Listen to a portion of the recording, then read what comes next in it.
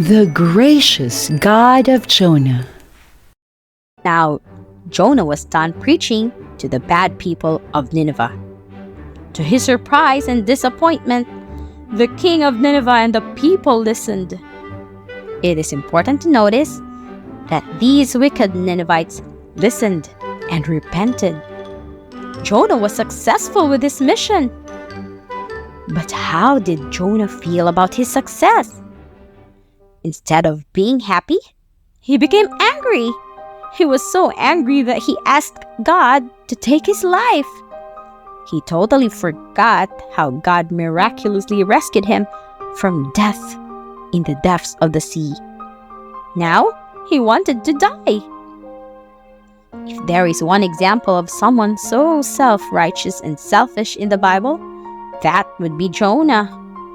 He is the perfect example of someone we should not follow. This stubborn and grumpy prophet decided to get out of Nineveh and found a place to stop and sit. No, he didn't just sit to rest. He actually waited for God to do something to punish Nineveh. Perhaps he wanted to wait for that 40-day warning. Imagine him waiting, complaining, and murmuring to himself. He really wished for this great city to be destroyed. But as our verse says in Jonah 3:10b, God relented from the disaster that he had said he would bring upon them, and he did not do it. God wanted Jonah to show grace to Nineveh, just as he did. Now, despite being stubborn, God still cared for this angry prophet.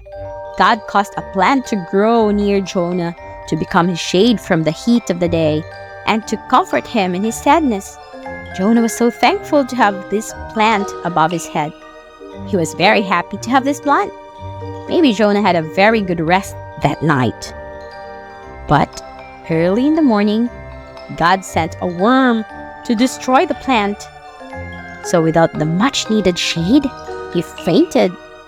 And God sent a strong east wind as he was under the scorching heat of the sun.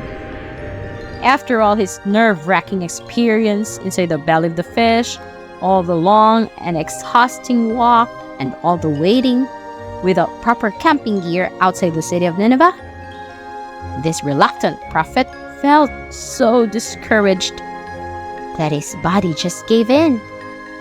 Again, Jonah wished to die. God still patiently waited for Jonah to realize his mistake.